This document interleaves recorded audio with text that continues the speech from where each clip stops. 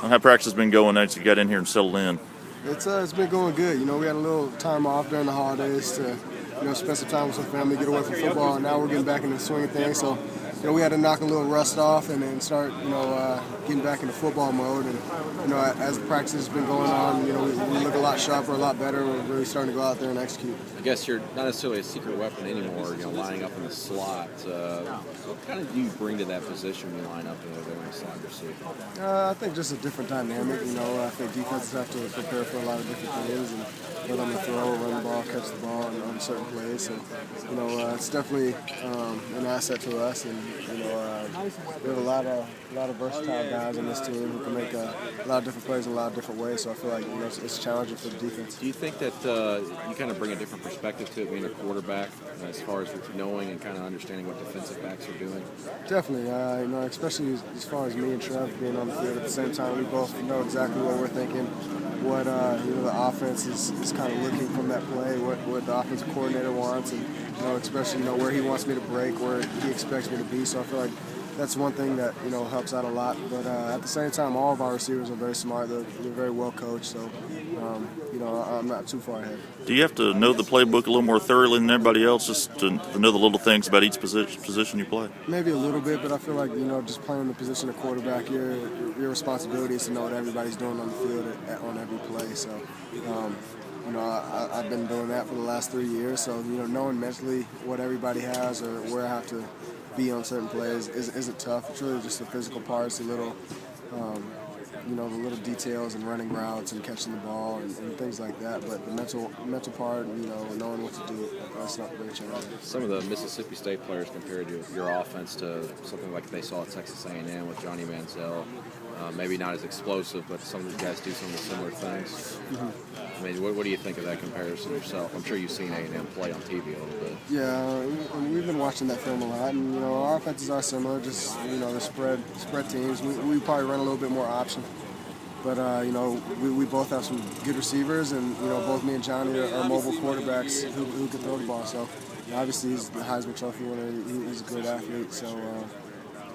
I feel like I'm a pretty good athlete, so I feel like they are pretty similar. So I feel like that's a good comparison. But we do a little bit different stuff, as far as the option and things like that. But besides that, being a spread team, I feel like we're very similar. Yeah, MSU has had some trouble with some mobile quarterbacks, and you said you watched a lot of that A&M tape against MSU. Yeah. So you see some things there that maybe MSU had trouble with. Yeah, I mean, but every game's different. Maybe they just had an off day that day and miss some tackles, miss some things. So you can't really just base our game off one game.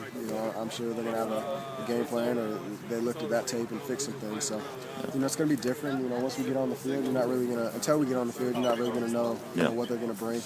So, but yeah, I mean, I feel like there are some opportunities for mobile quarterbacks to make plays, but that's against every defense, just because you have two ways of attacking the defense. You have a pretty good idea going into each game what your role is going to be, because you look at your stats, and some games you're throwing 12, 15, 20 passes, and another game you might throw 2 or 3. Yeah. I mean, just kind of depends. It really does depend. It just depends on the game plan and where the coaches want to go that week, and what's my primary position going to be at that week. So that's probably the biggest determiner.